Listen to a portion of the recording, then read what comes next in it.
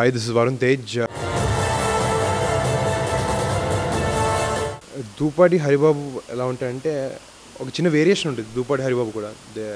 Cinema half face వాడు villager character చేస్తాను, ఇంకో హాఫ్ సోల్జర్ ఉంటుంది. అండ్ డెఫినెట్గా చాలా బాడీ లాంగ్వేజ్లో డిఫరెన్స్ కానీ, ఒక మెచ్యూరిటీ, ఒక 8 years తర్వాత ఆ వ్యక్తి ఎలా ఉంటాడు అనే దాని మీద, వాడు వార్లో చేరిన తర్వాత ఎలా ఉంటాడు, ఈ ఆఫీసర్ అయిన తర్వాత ఒక చిన్న బాడీ లాంగ్వేజ్లో మెచ్యూరిటీ అన్నీ చాలా ఎక్కువ ఉంటాయి. అండ్ ప్రాబ్లీ హరిబాబు విలేజర్గా చేసింది కొంచెం ఈజీగానే మన డే టు డే లైఫ్లో ఉండేటుండేది.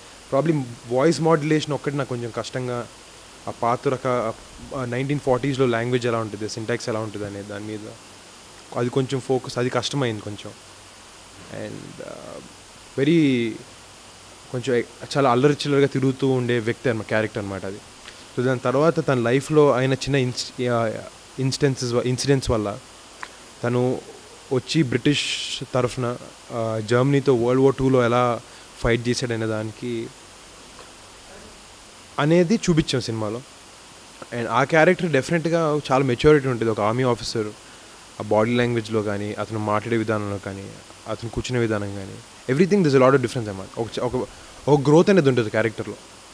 అలా 2 different కైండ్స్ ఆఫ్ ఫేసెస్ ఉన్న క్యారెక్టర్ చేశాను. మే 10, 1944 ప్రియమైన సీత గారికి దూపాటి హరిబాబు రాయినది ఉభయ కుశలోపరి.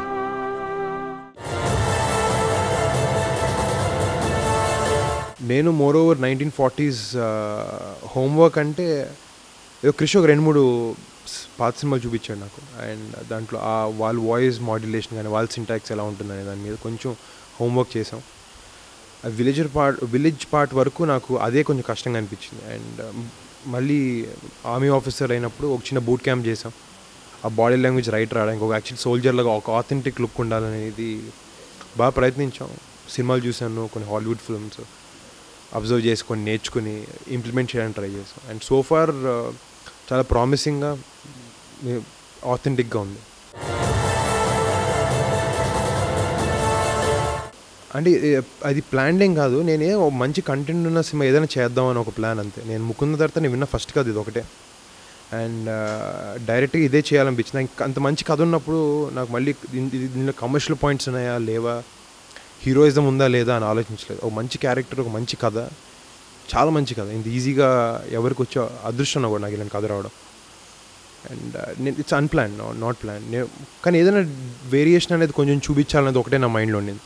ఇప్పటి వరకు నా చేతిలో ఎంతమంది చచ్చినా చంపినట్టు లేదురా. నిన్నొక్కడిని చంపలేకపోయానన్న వెలితి. నేను చస్తే నా శవం ఊరి.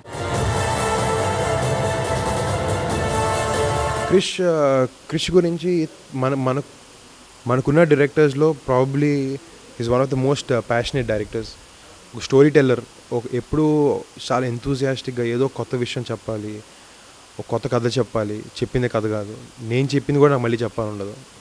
ఎప్పుడు ఒక హ్యూమన్ వాల్యూస్తో ఉండే కథలు రాస్తూ ఉంటాడు. అండ్ ఈ సినిమాకి ముందే I was big fan of Krish. తన సినిమా నాకు చాలా ఇష్టం. ఎక్కడో చాలా రియాలిటీకి దగ్గరలో ఒక చిన్న కనెక్ట్ అనేది ఉంటుంది తన సినిమాలు అన్నిటితో. అలా వేసి పెడతాడు, ఒక చిన్న రోప్ లాంటిది కట్టి, అది ఎప్పుడు అలాగే ఉంటుంది, ఇలా పట్టుకుని ఉంటారు ఆడియన్స్ అందరు క్రిష్ సినిమాలో. And it was wonderful experience working with him. And ఇలాంటి కథ తను రాసి నాకు చెప్పి నాతో చేసి ఇంత మంచి అవుట్పుట్ రావడం వల్ల I'm very happy. Other casting crew, మా హీరోయిన్ ప్రజ్ఞ, కొత్త అమ్మాయి క్యారెక్టర్ యాక్చువల్లీ చాలా డెప్త్ ఉన్న క్యారెక్టర్ అనమాట. సో కొత్త వాళ్ళు చేస్తారో లేదో, సరిపోదో లేదో అనేది మాకు కొంచెం డౌట్ ఉండింది. సో ఆ క్యారెక్టర్ ఆమె ప్లే చేయగలుగుతా అనేది ఒక చిన్న డౌట్ ఉండింది మాకు. బట్ ఫస్ట్ డే తన dedication towards her work and all it's been extremely good.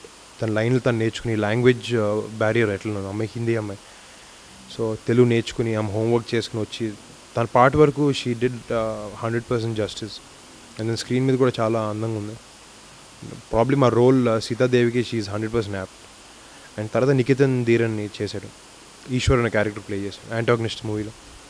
తనది ఒక చాలా పివటల్ రోల్ మూవీలో, తను మంచి పర్ఫార్మెన్స్ చేశాడు. అండ్ గొల్లపూడి గారు చేశారు, జానకి గారు చేశారు, సావుకార్ జానకి గారు, అండ్ పోసాని, ఎవ్రీవన్. ఈ కాస్ట్ ఇంకోటి మా క్రూలో I have to talk about my cinematographer Gyan Shekhar. అతను అంటే అతను ఇంకా మా ఆర్ట్ డైరెక్టర్ అండ్ మా కాస్ట్యూమ్ డిజైనర్ ఐశ్వర్య గారు ఆ పాత లుక్ని తిరిగి తీసుకురావడం actually it's not an easy thing. Recreate చేయడం 1940s అది అంత ఆథెంటిక్గా ఉండాలి, ఏదో చేసామని కాకుండా కొంచెం ఎమెచ్యూరిష్గా ఉండకుండా ఉండడానికి చాలా డీటెయిలింగ్ వర్క్ చేశారు. ప్రతి చిన్న డీటెయిల్ని దృష్టిలో పెట్టుకుని కెమెరా వర్క్ కానీ సెట్ కానీ ప్రాప్స్ కానీ కాస్ట్యూమ్స్ కానీ so they did the best work and we had a wonderful team and అందరూ చాలా ఆనెస్ట్గా చాలా హార్డ్ వర్క్ చేసి వాళ్ళ పని వాళ్ళు చేశారు. నేనంటే ఇష్టమా? కాదండి, ప్రేమ.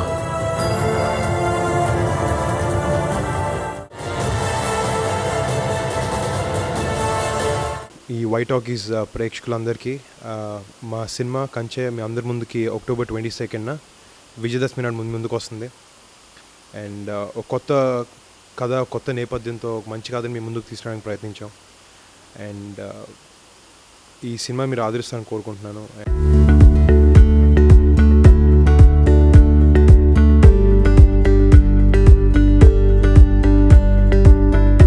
కొలంబస్ క్యారెక్టర్ పేరు ఒక సీన్లో సప్తగిరి నన్ను కొలంబస్ అని పిలుస్తాడు, బట్ క్యారెక్టర్ పేరు కొలంబస్ కాదు. బట్ కొలంబస్ ఏదైతే చేశాడో అమెరికన్ డిస్కవర్ చేశాడు, బట్ అమెరికాకి సినిమాకి సంబంధం లేదండి. తను అమెరికన్ ఎలాగైతే డిస్కవర్ చేశాడో అలా ఈ సినిమాలో he discover something in his life.